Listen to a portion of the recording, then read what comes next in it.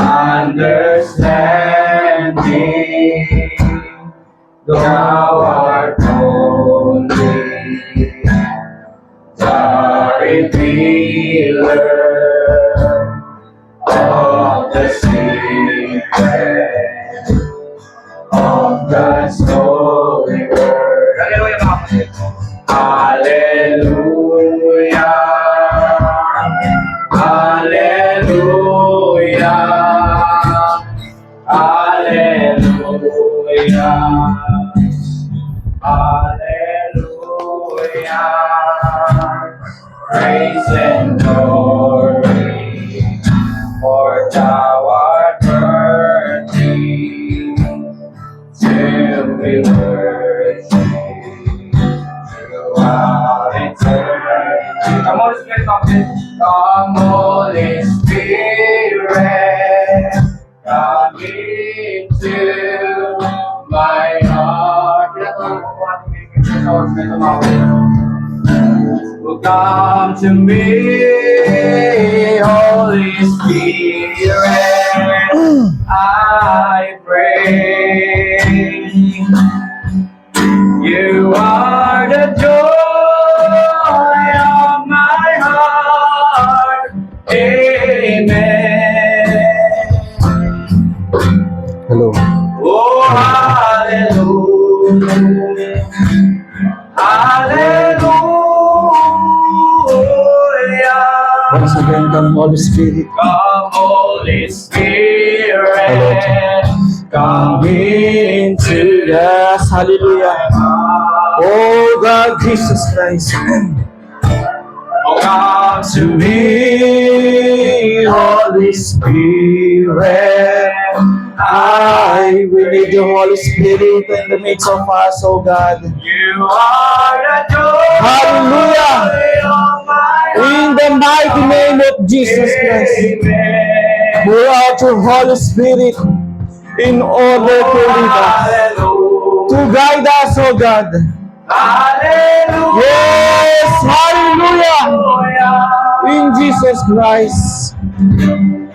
Amen, oh God. Panginoon, sa umagang ito, kami po ay nagpapasalamat sa inyong presensya, sa inyong banal na Espiritu Santo, na siyang patuloy na sumasa amin, na nagbibigay ng ilaw, na nagbibigay ng kalakasan, na nagbibigay ng katagumpayan sa buhay bilang mga anak mo, Panginoon. Sa umagang ito, God, yan ang aming samot dalangin muli, O Panginoon. Nasa pamamagitan mo, kami ay mapangunahan sa pagtuturo at pangangaral ng inyong mga salita, O God. Na ang mga salitang ito, Panginoon, na siyang nagbibigay buhay, na nagbibigay kaalaman sa ikatutuwid ng inyong mga anak na tinawag. Lord, once again, ang inyong abalingkod na gagamitin sa dakong ito ay gamitin mo lamang po upang maging isang channel of blessing sa bawat isa. Naway inyong karunungan, naway ang inyong salita ang mangibabaw, naway kayo ang makita at hindi ako, Panginoon. Ito po'y aming dalangin muli sa pangalan ni Jesus na aming Diyos, dakila't makapangyarihan sa lahat. Amen. So bago po tayo tuluyang magsiupo, mga kapatid, nais ko pong bumasa ng salita ng ating Panginoong Diyos.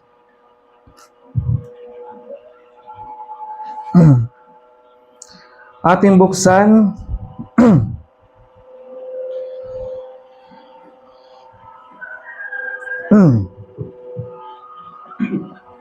muli ang ating mga Biblia at ating basahin, mga kapatid, from the Old Testament, from the book of Proverbs, chapter 30, verses 5 to 6. Basahin natin sa wikang Banyagan, then sundan natin sa wikang Tagalog. Proverbs chapter 5 verses 30. 30. Proverbs chapter 30, verses 5 to 6. Proverbs chapter 30 verses 5 6. Sabi po rito sa Wikang Banyanga, every word of God is pure. He is a shield unto them that put their trusts in Him. Amen. Bawat salita ng Diyos ay supo. Siya'y kalasag sa kanila na nanganganlong sa Kanya. 6. Add thou not unto His words, lest He reprove thee, and thou be found a liar. Huwag kang magdagdag sa Kanyang mga salita, baka Kanyang sawayin ka at masundan kang sinungaling. Hallelujah. Maaari na pong magsiupo ang bawat isa, mga kapatid. Sa muli po, isang mapagpalang umaga po sa bawat isa, mga kapatid. Tayo po ba ay pinagpala, mga kapatid, sa umagang ito? Mula po sa mga ibinahagi, mga kapatid, ng ating mahal na kapatid na si Brother Dave, na talagang very powerful ng message kung talagang nanamnamin nyo, no, ang mga kapahayagan na yon, at yung mga awitan na nakakapagbigay sa atin ng encouragement, no. At muli po aking babatiin muna sa pangalawang pagkakataon ng ating mga bisita sa mga oras na ito, no. Ay buti po ng ating Panginoong Diyos sa hindi natin inaasahan, mga kapatid, na kung inyong may tatanong, hindi naman po kasi talaga dapat kami magkukurosada sa Mistral. Ang aming destination ay sa Honeybrook. Pero nung nandun na kami, mga kapatid, na-lead kami na dalhin dito sa Mistral. Noon, yun ang sa Honeybrook. Pero nung sila yung aking muling tanungin, nandun na kami mismo sa area. Yan, nagsalita si Brother Lionel. Then, nabanggit niya na mas okay kung doon tayo magsisimula kasi at least malapit sa church. Ayos At least, nakikitaan ko ng potential, kapatid, na nakakapag-desisyon ng tama at naayon sa kalooban ng ating Panginoong Diyos. Na unti-unti tayong minamature, tinuturuan ng Panginoon pagdating sa mga decision making na naayon sa kalooban niya.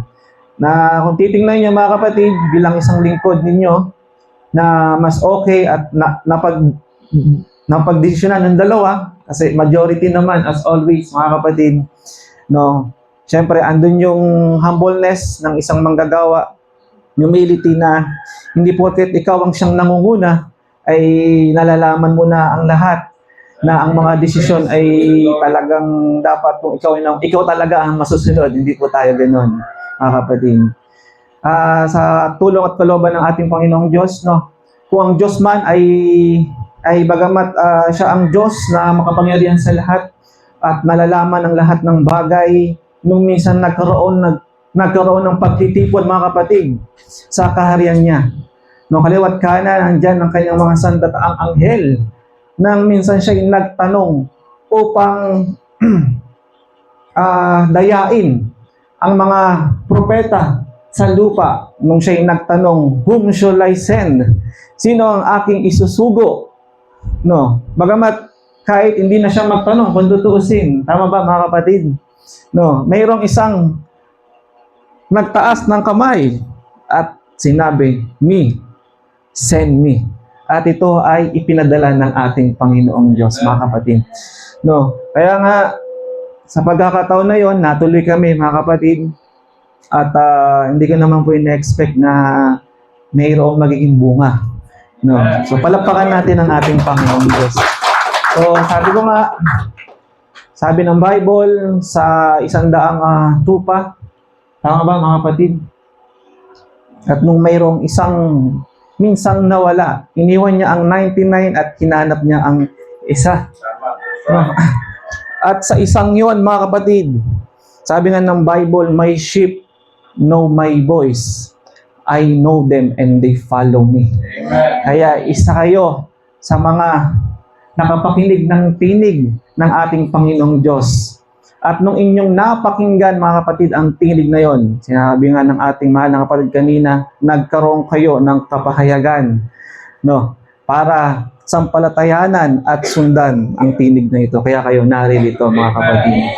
So, kaya napakabuti ng ating Panginoon sa hindi inasang pagkakataon, nagbunga at nawa ito po ay magtuloy-tuloy, mga kapatid.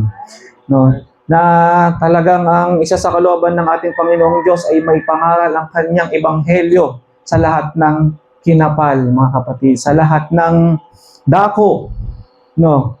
Sapagkat lalo na sa panahon natin ngayon, sa panahon natin na halos ang buong tao ay napaka-busy na sa anumang mga bagay at wala na halos panahon makinig ng salita ng ating Panginoong Diyos, which is yun ang pinakamahalaga, yun ang pinaka-importante sa lahat ay ang salita ng ating Panginoong Diyos. Heaven and earth will pass away, but my words will remain forever, mga kapatid. Kaya nga sabi ng Bible, a man shall not live by bread alone, but by every word that proceeded out of the mouth of God.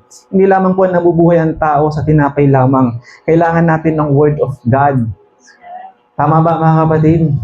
Lahat ng bagay dito ay lilipas, maging ang buhay ng tao. Ang tanong, mga kapatid, sa susunod na buhay, kamusta? Hindi mo madadala ang lahat ng bagay dito sa mundo. Tama ba, mga kapatid? Lahat ng bagay dito ay iiwan din naman natin. Ang nakakapagtaka lang ako, even me, halos ang tao ay lugmok na. Saan? Sa pagbibigay ng oras, panahon sa mga bagay na mga temporal na hindi naman ito magbibigay sa kanila ng buhay na walang hanggan. Hindi ba dapat mas bigyan natin ng panahon, oras sa mga bagay na mga spiritual na magbibigay sa atin ng buhay na walang hanggan? Tama ba, mga kapatid? Bagamat hindi ko naman sinasabi na huwag tayong kumain o hindi tayo magtrabaho, which is importante rin naman yun sa buhay natin dito sa lupa. Pero wag sanang dumating yung oras, panahon na kainin tayo ng sistema ng sanlibutan, ng sistema ng ating trabaho, sistema ng ating pag-aaral. Sabi nga ni Brother Branham, no matter how busy we are, take time for Christ, mga kapatid. Take time for God. Huwag natin hayaan, mga kapatid, na ma-compromise ang ating paglilingkod, lalo na sa mga bagay-bagay, mga kapatid, na hindi naman nagbibigay sa atin ng buhay na walang hanggan. Dapat lagi tayong sumusunod, lagi tayong makasunod sa sinasabi ng ating Panginoong Diyos. Amen? Amen. Ayun. So, ang inyong lingkod, mga kapatid, ay sa mga oras na ito, kahit papaano ay nakabawi-bawi na ng pagod sa mga ilang araw. Di ba, hindi lingid sa inyo nung tayo nagkaroon o nagdaos ng camp meeting, nagdaos ng ministers meeting, at nagdaos pa ng mga ilang gawain, visitation, etc., mga kapatid, ay ngayon ay nakapag kahit papaano, bagamat bitin, napakasarap talaga na pumunta ka sa isang lugar na bukod tanging nakikita mo lang karagatan, mga puno, nakakapag-recharge ka. So, okay din naman yun. Kaya kayo, mga kapatid, kung medyo stress na kayo sa asawa nyo, stress na kayo, sa mga kapatid nyo, pamilya nyo, punta lang kayo ng dagat, magpakalunod kayo, hindi, wag nyo gagawin yung mga kapatid. Doon lang kayo sa pangpang, lahat-lakad kayo, mga kapatid, higap kayo ng hangin, feel the, yung fresh air, at saka yung huni ng mga ibon na nakapag-recharge, mga kapatid. At nakakapagbigay ng healing. Heal siya sa mga kaisipan na nagbibigay sa'yo ng kaguluhan. Kaya kasi Jesus Christ, minsan, mga kapatid, may mga oras pagkakataon na pinipili niyang mag-isa lang. Kaysa kasama mo yung mga magugulo niyang kasama, mga kapatid. Para makapag-recharge. And then, mga kapatid, at the same thing, ganun din, at sa tulong ng atawan ng ating Panginoong Diyos, at after po ng kapahinga sa physical, simula na naman ulit ng battle, at ang inyong lingkod, mga kapatid, ay ipagpapaalam ko na tuloy na po ang aking pagtawid sa Hong Kong. Kasama po ang ating mahal na elder para po makapagbigay ng kalakasan sa mga kapatiran naroroon. Hindi ko kalooban, hindi ko talaga 100% kagustuhan, mga kapatid, pero sabi ko nga, kung ito ay kalooban ng ating Panginoong Diyos, so be it. Amen. At walang anumang magiging hadlang. Wala nga naging hadlang, mga kapatid, lalo na sa pinansyal. Bagamat talagang mabigat yung magiging pamasahe at yung accommodation namin doon. No, aabutin siguro, ito mag-isa pa lang ako mga kapatid, aabutin ako ng mahigit 30,000. No. So, laki din mga kapatid. Pero sabi nga ng mga napakinggan ko, mayaman si Daddy. Right. Amen. Mayaman ang ating Panginoong Diyos. Amen. No, huwag mong alalahanin mga bagay-bagay, pera lang yan. Tama nga, kapatid? Kung ang Diyos ang naglalang ng langit at lupa, lumalang ng bagay na nakikita at di nakikita, lumalang maging ang ating buhay mga kapatid, bakit mo pag-aaninlangan ng ang taong yun o ang Diyos na yun kung siya ang lumalang ng lahat ng bagay dito sa lupa mga kapatid. Amen. He is God of provider, tama ba? Jehovah Jireh, tama ba mga kapatid? Na siyang nagbibigay ng lahat ng ating mga pangangailangan. No, kaya nga sabi ko, Lord, kung ito ay inyong kalooban, so be it. At naging soap ang lahat pagdating sa pagbubuk ng ticket ko. Yun nga lang, may problema pa, yung ano ko, yung accommodation, mga kapatid. Pero God will provide, mga kapatid. Kasi ang isang araw doon, kukonsume mo ng 1/4 isang araw. 6 days kami doon. So, sa loob ng 6 na araw, kung ang ating matanda sa iglesia lang ang tatawid doon para mangaral, araw-araw siyang mangaral, araw at gabi. So, wala siyang katuwang. Kailangan niya ng katuwang. Kaya bukod sa akin, kasama ko rin si Pastor Marvin, mga kapatid, ng Dawu. So, dalawa kami. Sabi ko nga, loobin ni Lord, buong mundo maikot natin. Tulad nila Pablo, mga kapatid. No, yung mga alagad ng ating Panginoon Diyos. Pero syempre, kung naman ang kalooban niya, mga kapatid, no? At, yun man, isama niyo sa prayer, mga kapatid, ang matagumpay na magiging gawain sa Hong Kong. Dahil sabi mo sa Panginoon, why me? Bakit ako? Ang isa sa mga kalooban mo. Kasi, isa sa mga naipakita niya sa akin, yung karanasan ko as a OFW. Kung ano ang naging buhay ng pag-isa OFW at kung paano namin napagtagumpayan na may pagpatuloy ang paglilingkod. Bagamat ang Middle East, galing kasi ako ng Saudi, Riyadh. Napakahigpit doon mga kapatid. Hindi ka basta-basta pwede mag-conduct ng Bible study doon. Or sabi ko nga, huhulihin ka, paglilinisin ka ng tatlong napakalaking mga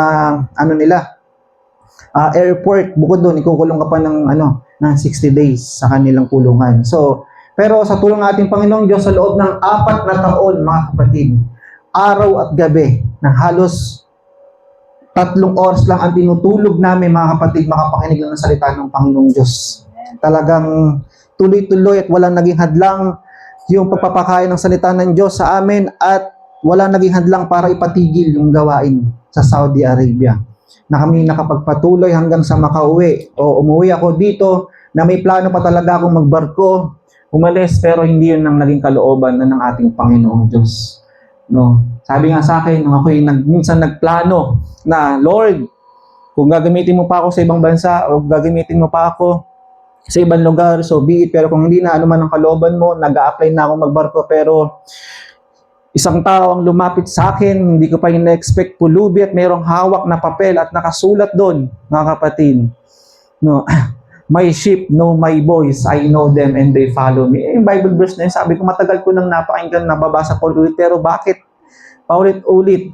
No. At sinabi ng Bible, mga kapatid, tumawag ka sa akin at bibigay ko sa iyo, ipapalam ko sa iyo mga bagay na hindi mo nalalaman. At nung minsan ako'y pauwi na, nakita ko rin, mga kapatid, sa likod ng tricycle, ang sabi doon sa damit ng nakasakay, no, aralin mo ang buhay ni yung minsang alagad ng Diyos na pilit na tumakas, pilit na hindi sundin ang kalooban ng Diyos. Sino yung mga kapatid? From the Old Testament. Sino yon? Sino yon, bro? Oh. Jonas, mga kapatid. Kaya ako napilitang manatili na dito sa Pilipinas. Na talagang sabi ko nga, kung ito ang kalooban mo, so be it. So, yun mga kapatid, isa lamang po yun sa mga testimony ng inyong lingkod po na sa kabila ng lahat, mga kapatid, mga pagsubok at problema, ay nagpapatuloy at naway kayo rin po ay makapagpatuloy hanggang sa wakas. Hanggang ngayon, mga kapatid, yung pakiramdam ko kaba sa tuwing tumatayo po dito ay iba. Hindi po kasi talaga ganun kadali ang mangaral o magturo ng salita ng ating Panginoong Diyos. Maraming naghahangad, sabi ng Bible, na maging isang guro pero wag ninyong naisin. No. Huwag ninyong naisin. Iba kasi yung mga taong nagnanais na galing sa kanila mismo. No? At iba rin naman yung galing mismo sa ating Panginoong Diyos, mga kapatid. Yung galing sa ating Panginoong Diyos, ako sa totoo lang hindi ko gusto to. Hindi ko kalooban talaga 100% from the bottom of my heart na tumayo at magturo ng salita ng ating Panginoong Diyos. Pero dito ko tinawag, dito ko inilagay, anong magagawa ko? Pag tumatakas ako, napakaraming unusual, napakaraming hindi magandang nangyayari sa buhay ko.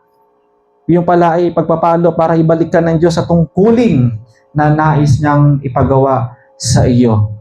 Bagamat ako'y nagkakamali bilang isang tao, mga kapatid, huwag ninyong sundan kung ano mga pagkakamaling yon. No, sundan ninyo kung ano yung mga aral, kung ano yung mga mabubuting bagay, mga kapatid. At kung titingnan nyo, bagamat ako'y bilang isang tao na nagkakamali, pari mga kapatid na pinipilit, sinisikap na maging sakdal, maging mabuting halimbawa sa bawat isa, mga kapatid. Ang higit na idinadalangin ko, mga kapatid, ang hindi makapagturo mga kapatid ng hindi naaayon sa salita ng ating Panginoong Diyos. Yan ang ninanais ko, hinahangad ko na makapagturo ko dito ng walang dagdag at walang bawas. No, dahil sa huling panahon, mga kapatid, napakaraming naghahangad, napakaraming mga ngaral o nagtuturo sa likod ng pulpito na may mga dagdag at bawas ang kanilang mga pangangaral. Kaya isama ninyo sa inyong pagpapanalangin o sa inyong panalangin. Isang napakalaking bagay na sa akin yan, mga kapatid. No, na may isama ko sa panalangin ninyo. No, na bigyan ng kalakasan at bigyan ng kapahayagan, yung kapahayagan na hindi galing from the bottomless pit, which is hell, galing sa 6th dimension, tama mga kapatid, which is paradise, o 7th, mga kapatid, 7th dimension, which is from the throne of God, no, na ibinababa niya dito, mga kapatid, na ang Holy Spirit na yon. Sabi nga, when the Holy Spirit will come, it will lead you and guide you into all truth. Hindi 99%, hindi 50%, kundi 100% truth, mga kapatid. No. Kaya sa di pagtatagal, nais ko na pong dumako sa pagtuturo at pag-aaral ng salita ng ating Panginoong Diyos. So, ang oras natin ngayon ay 11 a.m. So, merong pa bang puwang sa mga puso ninyo, mga kapatid, na makapakinig ng salita, madagdagan ang inyong mga asisidlan? Kumbaga, imagine nyo ang inyong mga puso ay parang isang baso na sa tuwing binubuhusan ng tubig, mga kapatid, hanggang sa mapuno. Ngayon, meron pa bang space, mga kapatid? Alam ko ang mga pangaral kanina, encouragement ay talagang napakasarap, mga kapatid. Kaya nga sabi ko, mas maganda yung maupo lang dyan kaysa yung tumayo dito. Kanina, habang nakikinig ako kay Brother Dave, sabi ko, how wonderful revelation. Thank you, oh God, Jesus. Dahil napakabihira sa panahon natin ngayon ay ang may mga ganyang turo o pag-aaral, mga kapatid, at mga tumatayo sa likod ng pulpito na mayroong mga faithful, humble servant, may humility na tumayo dito at makapagturo, mga kapatid. Now, sa di pagtatagal, mga kapatid, nais kong balikan ang tema o teksto natin last Sunday. No? Kayo po ba, may tanong ko lang, galing sa ibang mga sekta o reliyon? Anong mga po? Christian, born again na rin po? Born again. Kayo po. Ganun. Kayo po. Same lang. Ayan. So, now, sa pagbabalik tanaw lang, mga kapatid, ng ating pag-aaral last Sunday is all about the bride of the Lord Jesus Christ. So, welcome po sa aming church na ang pangalan po ay Bride of the Lord Jesus Christ. Amen. No. Now, nasaktuan at saktong-sakto, mga kapatid, sa mga ganitong sitwasyon, yung mga ganitong aral, no, na maituro sa inyo ang kahalagahan na malaman ang pangalan ng ating iglesia. No, katulad ng mga nabanggit ko nakaraan, mga kapatid, no, halos lahat naman ng reliyon ay may pangalan. Tama ba, mga kapatid? Anong reliyon ang walang pangalan? Di ba wala naman? Napakahirap nun. Kung sa tao nga walang pangalan napakahirap din tawagin. Paano mo siya tatawagin, mga kapatid? Sa paanong paraan kung wala siyang pangalan? Tama ba? Hindi maganda. Pati nga sa mga bagay-bagay, ito nga ang tawag dito, pulpit O ngayon, kung walang pangalan to, ang hirap. Kung ipapakuha ko to, Anong itatawag ko dito? O kunin mo yung patungan ng Bible, patungan ng, siyempre napakaraming bagay na pwedeng kung saan ipatong yung Bible. Tama ba? So napaka-importante ang lahat ng bagay ay may pangalan. Tama ba? Maging sa tao, kaya maging sa relihiyon o sekta na kinakaaniban natin ay may mga pangalan. Tama ba mga kapatid? No. Kaya ang church natin, ang ating sekta ay may pangalan din naman. Na ang pangalan ay Bride of the Lord Jesus Christ. Pero take note mga kapatid, di ba? Nakaraan tayo sa pag-aaral natin mga kapatid. Mag-ingat kayo. Dahil tulad ng nabanggit natin mga kapatid, hindi lahat, sabi nga dito, may mga blasphemous name na tinatawag ang Biblia. No. Dito sa Revelation chapter 17 verse 3. Tama ba mga kapatid? Na-take note nyo ba yon? No. Blasphemous name na sa Tagalog ay pamumusong o sa other terminology ay pamumusong, other terminology is kalapas tanganan. Mga pangalan mga kapatid ng relihiyon today na mayroong kalapas tanganan. What does it mean mga kapatid? Ulitin ko. May mga relihiyon ngayon na may pangalan, mga kapatid. Pero ang mga pangalang ito, sila ang tinutukoy ng Bible na mga pangalang kalapas tanganan. Ano ibig sabihin nun? Ito, bigyan ko kayo ng halimbawa para mas maintindihan ninyo mga kapatid. Halimbawa, no? Naka-experience na ba kayo ng mga taong itinatago nila ang kanilang pangalan sa madla? Na hindi nila ibinubulgar yung totoong identity nila sa ibang tao. Naka-experience na kayo nun? Bakit kaya? Anong dahilan? Ha? Ayun, dahil may kasalanan? No, may kasalanan. Halimbawa, ang totoong pangalan mo, sige, ano ko na lang din. Jason, pangalan mo, brother Jason. Jason. Pero napunta ako sa isang lugar. Punta ako ng Mindanao. Hindi ko binanggit yung totoong pangalan ko. Ang sabi ko, Ryan. No. Bakit kaya? Maybe, may something wrong? May tinatago? Buti sana kung yung ang dahilan ay dahil sa kabutihan din. Pero paano kung sa masamang bagay? So, sa masamang dahilan. Tama mga kapatid, may mga taong nagtatago, no, sa likod ng kanilang mga pangalan. Tama mga kapatid? No, marahil halimbawa, nagtatago ka dahil wanted ka pala sa pinanggalingan mo. Tama ba?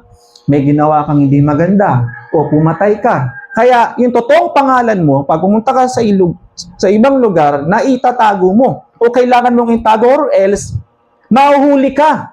Tama ba? Makikita mo yung makikita ng ibang tao ang totoong identity mo. Tama ba kapatid? May ganun po ba may mga ganung scenario o sitwasyon na kayong na-experience? Meron po ba? Meron. O ngayon, ibalik natin mga kapatid dito sa ating tema. Ano ang nun, Brad? Ano ang connection nun, mga kapatid?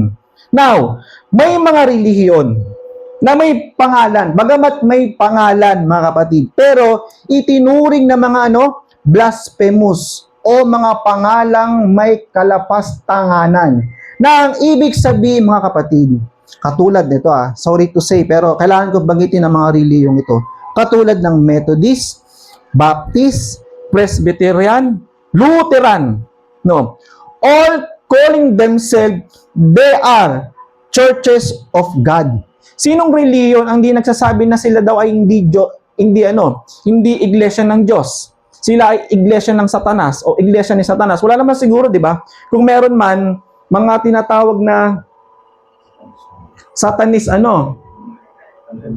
group, meron talaga yung mga, I forgot the name, pero sa ibang bansa, yung mga grupo na mamaya ipapaalala ng Panginoon. Nakalimutan ko na nasa dulo ng dila ko eh. May mga churches talaga na makikita mo sa panahon natin ngayon na lantaran na sila daw po ay iglesia ni Satanas. Especially sa Amerika, meron yan. Pero syempre karamihan pa rin, out of 100%, 1% lang naman yung mga churches na nagsasabi sila ay iglesia ni Satanas. Pero, 99% lahat nagkiklaim na sila daw po ay iglesia ng ating Panginoong Diyos. Tama ba mga kapatid? Even the Catholic, even the INC, Baptist, Presbyterian, kahit na ang Lutheran Church, they are claiming na sila daw ang iglesia ng ating Panginoong Diyos. But, sabi nga dito,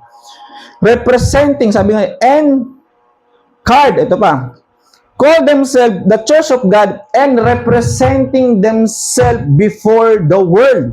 No. And card, parties and drinking and carrying on. And super, sabi niya, everything else and all kind of stuff and go. Sabi nga dito, people say they love God. Halos lahat ng reliyon, no, claiming o sinasabi nila na mahal nila ang ating Panginoong Diyos. Tama ba? No. Walang reliyon na mayroong sisigaw dyan, oh, hindi ko mahal ang ating Panginoong Diyos. No. May narinig na kayong ganyan? Di ba wala? Halos lahat. No. They go to church. Lahat sila nag-church. Hindi lang tayo ang mayroong every Sunday service. Tama ba? Hindi lang tayo ang mayroong every Wednesday service. Maging sila, mga kapatid. No. They even shout and rejoice, mga kapatid. Kapag sila ay nasa loob ng church, sila ay sumisigaw, sila daw po ay masasaya. Tama ba, mga kapatid? And sing, katulad din natin, umaawit tayo. Tama, mga kapatid? Nagpupuri, nagpapasalamat sa ating Panginoong Diyos. Hindi lang tayo ang gumagawa ng mga kapatid. Even them, they are, sabi dito, but, sabi nga dito, and shout and sing and have a great emotional time. Ano ibig sabihin nun? Great emotional time na tila bagay, kung makapasin niyo mga kapatid, karamihan sa mga denominational churches, makikita mo yung kanilang paghikbi, pagluha, pag-iyak, lagang makikita mo pa na halos lumuhod na sa kanilang kinauupuan, lumuhod, no, manalangin ng nakadapa, nakapatira pa, mga kapatid, no, talagang makikita mo yan. But, sabi nga dito mga kapatid, ano ang sabi dito? When it is all over, watch and see if they are in the world. That's right. Amen. Ito ang pinakamasakit. Ito ang masaklap, mga kapatid. After this, when it is all over, watch and see if they are in that world. Kung sila ba ay lumalakad pa, kung sila ba ay namumuhay pa, if they go through all the other and then don't walk in that world, they can say, love God, mga kapatid, but their lives tell another story. That's right. Nakikita niyo ba yung mga kapatid? Ako man, galing ako sa iba't ibang denomination. Katulad ng paulit-ulit kong pinapatotoo sa inyo sa likod ng pulpito, mga kapatid. Tisod ako sa mga kakrisyanuhan. Dahil kung sino pa, yung mga taong nasa loob ng iglesia, nakikita kong pumupuri, nakikita kong nagdadasal, nakikita kong araw at gabi, tuwing linggo, Wednesday, nariyan sa kanilang iglesia.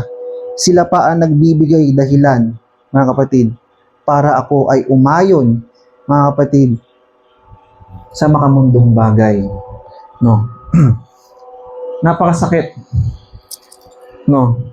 Kumbaga, their lives tell another story. So, nakukuha niyo yung punto kanina, mga kapatid, katulad nung hinalimbawa ko, may mga taong itinatago ang kanilang pangalan, no, sa mga anumang bagay na kadahilanan. Kuha niyo, mga kapatid. Pero kapag naisaliksik o nasaliksik mo kung bakit ang taong to itinatago ang kanyang pangalan sa likod ng ganitong pangalan, mga kapatid, o totoong pangalan, mayroon palang tinatago.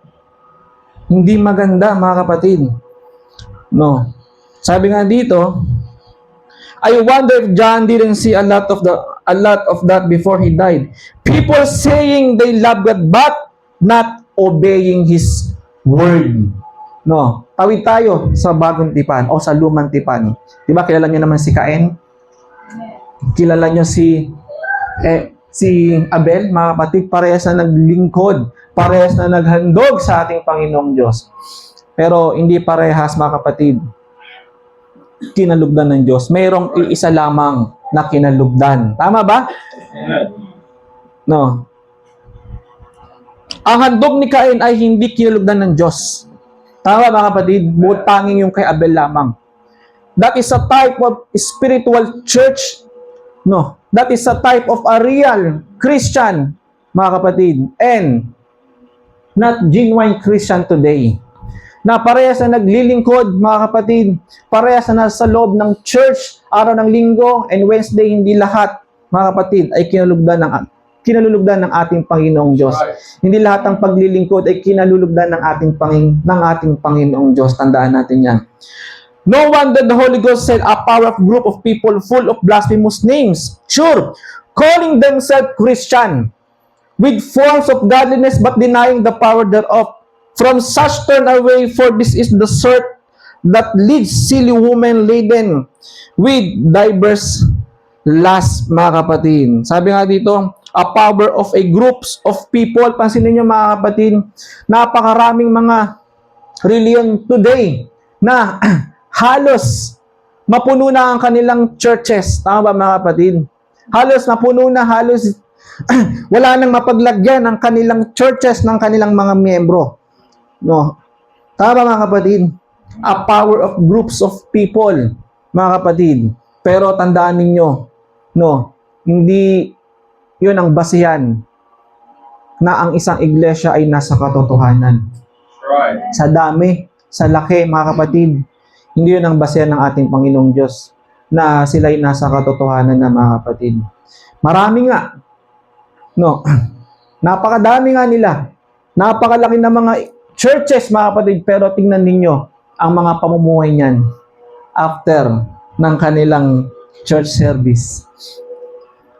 Ngayon, pansinin niyo, mga kapatid, Black Nazarene.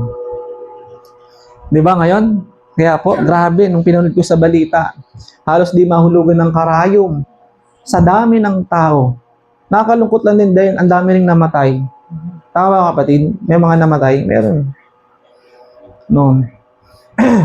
Pero, sabi nga ng mga napakinggan ko noon, sila yung mga tinatawag na mga holy men.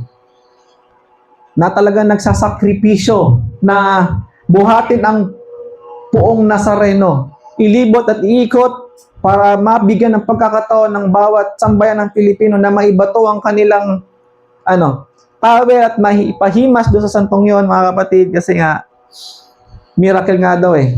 May miracle doon, mga kapatid. Pero after that, hindi na sila mga holy men. Holy nom. Ano yung ibig sabihin ng holy nom, mga kapatid? Noon, nung mga oras na yun, hawak nilang santo. After noon, hawak nila emperador na. Tama ba? Ako, nasaksihan ko yan. No, kasi isa ako sa mga naging deboto noon. Pero hindi para, wala, pumunta lang kami doon. Nakimasid, ng mga tropa ko. And then, nagulat na lang ako. After na, mga kapatid, bumalik kami sa Quiapo. Kasi meron kaming bibilin eh. Aba, yung mga holy men, naging holy nom na. Suot-suot pa yung kanilang mga sinuot nung sila'y nag-agaw buhay na para lang bitbitin ng poong Nazareno na yon. Buhat kami sa likod ng simbahan. May mga tinda-tindahan doon, mga santo, mga onuman, mga kapatid. Mayroong isang grupo, samahan, mga kapatid, na mayroong maliit lang na table at pagsilip. Wow! Nawawali ako doon No, holy nom, mga holy nom men na, mga kapatid, hindi na holy men. Tingnan niyo, mga kapatid, calling themselves as a Christian. Yung mga yan, claiming also as a Christian. Tama, mga kapatid? Even the Catholic, calling themselves as a Christian. But, sabi nga doon kanina, mga kapatid, doon sa binasa natin kanina, but when it is all over, watch and see if they are in that word. Kung sila ba ay namumuhay pa ba sa salita? Walking in it, kung ito nilalakaran pa nila, kung ito pinapamuhay pa ba nila, if they go through all the other and the other don't walk in that word, They can say they love God, but their lives tell another story, mga kapatid. Ang buhay nila ay sabi nga, iba yung sinasabi sa ginagawa. Napakahirap no, mga kapatid. Dada ka ng dada. Tapos, iba yung nakikita sa bunga mo. Hindi maganda. Mas magandang tahimik ka na lang, pero nakikita sa gawa. Mas mainam yon. Tama, mga kapatid. Took the name of Christianity. Ito yun, no? But it means churches that has took on the name of Christianity. That live like the world. Tingnan nyo? Took the names of Christianity, claiming as a Christian, sasabihin mo, Pilipino ka, pero nung sinerge na, mga kapatid, nakita, no, sa passport mo o dun sa certificate mo, hindi ka pala pinanganak, hindi ka pala lehitimong Pilipino. No, isa ka palang Chinese, no, na nagpatayo ng napakaraming pogo. Sorry, naisingit ko lang. Sino, mga kapatid? Kilala nyo? Yung sikat na nahuli sa panahon nung Alice. oh, di ba? Sino, bro? Ang pangalan? Alice Guo. Ayun yung, mga kapatid, si Alice Guo. No? Napanood nyo ba habang ini-interview siya, lumaki daw siya sa bukid, etc. Ang daming palusot, mga kapatid. Lahat ng bagay, lahat ng pwede niyang gawin para lang masabi na Pilipino siya, eh, hindi niya maiaalis ang katotohanan. No. No. Kahit anong pabango mo, mga kapatid, hindi kayo maligo isang linggo kasi tinatamad ka. Kahit anong pabango mo, kahit anong suot mong damit at bagong laban naman ka mo, no, hindi pa rin may iwasan na lalabas at lalabas yung masangsang na amoy mo. Tama ba, mga kapatid? No, lalabas at lalabas ang katotohanan, hindi pwedeng hindi, mga kapatid. Katulad sinabi ko nakaraan, nung nag-OU ako, mga kapatid, bumili ako ng habananas pala, hindi pala siya habayanas. No, kumbaga, in this world that full of imitation, tama ba? Impersonation. No.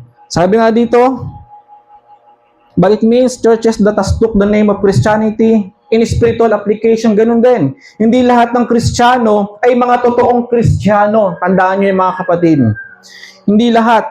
Pero claiming as a Christian, no. Makikita nyo yan. Sabi nga ng Bible, by their fruits, you will know them. Hindi pwede pag nagtanim ka ng mangga, ang bunga nun ay mansanas. Tama, mga kapatid. Hindi pwedeng sa bukal, sabay na lumalabas ang maligamgam, ang mainit at ang malamig. Tama, mga kapatid. Sabi ng Bible, no, sabi nga ng Book of Revelation, mainit ka o mainit ka, malamig ka. Mainit ka na lang sana kung mainit ka, o malamig ka na lang sana kung malamig ka. Ayaw ng Diyos ng lukewarm na kalalagayan. We cannot serve with two master. Hindi pwedeng naglilingkod ka sa Diyos at the same time naglilingkod ka sa sanlibutan. How come, mga kapatid? Hindi pwede yun. No, may separation. Kailangan mong i-separate ang sarili mo sa isang bagay kahit labag sa kalooban mo. Tandaan niyo, mga kapatid, sabi ng Genesis chapter 1 verse 3, kung di ako nagkakamali. Basa. Genesis chapter 1 verse 3. Yung God separated the light from the darkness. Ninyo. 1:3. Ayun. Genesis chapter 1, verse 3. Sige po. Sabi ito, at sinabi ng Diyos, magkaroon ng liwanag at nagkaroon ng liwanag. At nakita ng Diyos ang liwanag na mabuti. Amen. At iniwalay ng Diyos ang liwanag sa kanila. Ayun, no, mga kapatid. Anong sabi doon? At sinabi ng Diyos, magkaroon ng liwanag. Nagkaroon nga ng liwanag. At ang sabi doon, at nagkaroon ng liwanag. At nakita ng Diyos ang liwanag na mabuti at hiniwalay ng Diyos ang liwanag sa kadiliman. O sa English, mga kapatid, God said, let there be light, and there was light. And God saw the light, that it was good, and God divided the light from the darkness. Hindi talaga pwede magsama ang mabuti at masama. Tandaan niyo, mga kapatid. Hindi pwede magsama si Jollibee at McDo. Mag-aaway yan, mga kapatid. Pero tagpansin ninyo, lagi yang kung nasa, tataka lang, no, di ba? Dito, may magtatayo McDo. Pugulat ka na lang, bilang ka ng ilang buwan, may Jollibee na rin, mga kapatid. No? Laging magkaaway. Pero magkasama sila sa isang kumpanya? Magkasama sila sa isang ano? Pero di ba hindi? Magkahiwalay. Hindi pwede magsama yung mga kapatid. Ganun din. Sabi nga dito mga kapatid, with forms of godliness but denying the power thereof. Ano ibig sabihin nun? The power of transformation. Claiming as a Christian, pero kapag sinabi mo na kapatid, nasusulat. No, ang bawat anak ng Diyos ay mamuhay din dapat ng may kabanalan. Sapagkat ang Diyos na tumawag ay banal, mga kapatid. Kung ang Diyos na tumawag ay banal, kailangan din nating mamuhay ng may kabanalan, mga kapatid. Amen? Sapagkat ang ating Ama ay banal. Hindi pwede, mga kapatid, ang ama mo maputi, ikaw maitim. There is a big question, mga kapatid. Tama ba? Magtataka ka na ang tangos ng ilong ng tatay mo, nanay mo, nung pinanganak ka, kakaiba, mga kapatid. So, hindi naman sa discriminate ko ang mga ilong na matangos o ano. Lahat tayo ay mahal ng Diyos. Sa mata ng Diyos, napakaganda at napaka-pogi natin, mga kapatid. Kahit nasa mata ng tao ay mayroon talagang qualification na, pansinin nyo, pag mag-a-apply ka, nadi-discriminate ang mga ano, ang mga hindi ganun ka may itsura. Mga kapatid, okay lang, di bali na, huwag kayong panghinaan ng loob. Sa karya ng Diyos, pag nag-apply ka, mga kapatid, kahit ano pa itsura mo, tanggap na tanggap ka ng ating Panginoong Diyos, mga kapatid. Pampalakas lang yun, no? Ng loob. Baka meron dito nanghihina sa ganung bagay.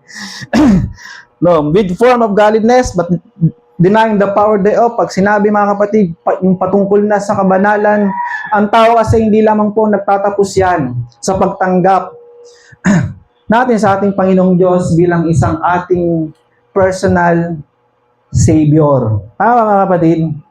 Hindi lamang yan nagtatapos sa nang tayo ay tumanggap at mabautismo sa pangalan ni Jesus. May stages kasi. No, stages na tinatawag para makapasok sa karya ng ating Panginoon. Di ba sabi ng Bible, unless a man be born again, mga kapatid. So, kailangan natin muling ipanganak, mga kapatid. Ipanganak, paano, Brad? Di ba? Katulad nung kay Nicodemus, nung minsan na-encounter niya si Jesus Christ, Panginoon, muli ba kaming babalik sa sinapupunan ng aming ina at muling ipapanganak? Hindi po sa literal, spiritual na kapanganakan. Maraming mga, halimbawa, no, pagka meron kang na-encounter dyan, Brad, anong religion mo? Christian born again. Wow, ang ganda, mga kapatid. Alam nyo ba, iba ang pagiging isang Kristiyano sa pagiging isang born again. Meron kasi Christian lang pero hindi born again. Pag sinabing Christian born again ka, okay din naman. Walang problema doon. Pero sasabihin mong Christian born again ka, mga kapatid, umiinom ka, naninigarilyo ka. Yan ba ang Christian born again? Ang Christian born again, naging Kristiyano ka, simula nung sumampalataya ka sa ating Panginoong Hesukristo. Kasi yun ang katibayan na pagiging isang Kristiyano. Ang sumampalataya sa ating Panginoong Hesukristo. Pangalawa, born again, yung nga lang ang pagiging isang Kristiyano, may proseso. Born again, mga kapatid, para ang pagiging isang Kristiyano, mga kapatid, hindi lang dito sa lupa, makapasok ka sa karya ng ating Panginoong Diyos. Para makapasok ka doon, mga kapatid, kailangan mong ipanganak, mga kapatid. At anong paraan? Justification, sanctification, baptism of the Holy Spirit. Justification, that is a type, mga kapatid, nung ikaw ay tumanggap sa ating Panginoong Diyos bilang isang tagapagligtas at nagpabautismo ka sa pangalan ni Jesus. At hindi lang yun nagtatapos doon, mga kapatid. Ang tubig ay naglilinis lamang po ng kasalanan. Tandaan niyo, mga kapatid. Yung mga kasalanan mo in the past, kaya nga, di ba, bago ka ilubog, kailangan mong pagsisihan lahat ng mga nagawa mong kasalanan. Pero hindi, ibig sabihin, yung mga nagawa mo, mga kapatid, hindi ibig sabihin, mga kapatid, hindi ka na makagawa ng kasalanan. Makagawa ka pa rin, mga kapatid. Kaya, natural lang sa akin na kapag ka merong nabautismuhan, makikita ko pa rin, mga kapatid, gumagawa ng mga mundong bagay. Kasi bakit? Yung ugat, hindi pa nasusunog, hindi pa napuputol. Ang naputol lamang sa kanya, yung mga sanga o yung katawan. Pero yung ugat, andun pa rin. Kaya kailangan natin tumawid sa tinatawag na sanctification stage. Ano yung sanctification? Mga kapatid, pagpapaging banal, kailangan mo makinig ng Word of God every Wednesday, every Sunday, pero hindi lang every Wednesday and Sunday. Sabi nga, read your Bible every day. Read and pray every day. Tama, mga kapatid? Hindi lang sa mga panahon dito si pastor o si Buddy o kung sino man, doon ka lang makikinig. kailangan meron tayong personal devotion. Amen. Iba pa rin yung personal devotion, mga kapatid, napakasarap. No. Kaya nga, sa pagpapalimbanan, mga kapatid, kaya nga kayo naririyan every Wednesday and Sunday, mga kapatid, para makapakinig ng Word of God.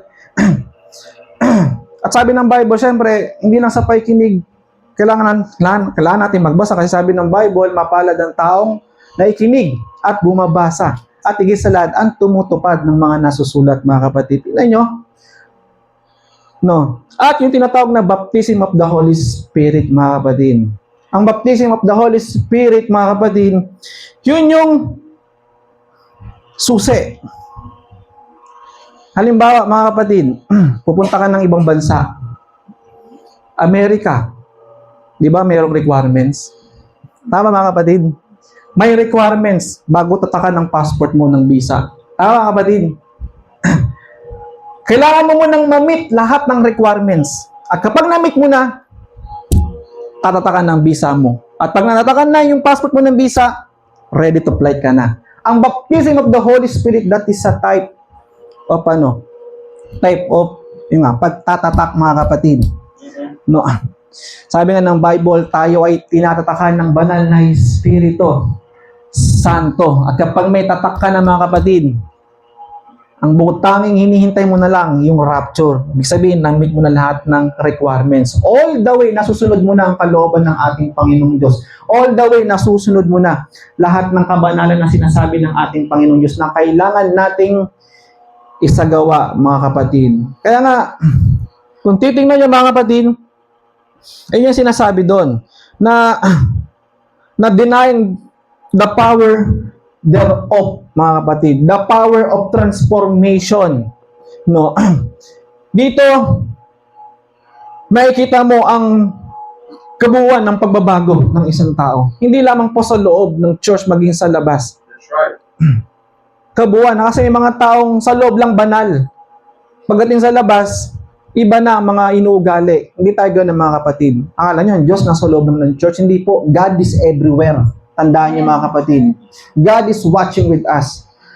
Makakapagtago tayo sa mata ng pastor, makakapagtago tayo sa mata ng kapatiran, kung sino man, pero sa mata ng Diyos, hindi tayo makakapagtago, mga kapatid. At walang lihim na hindi nabubunyag. Mga kapatid.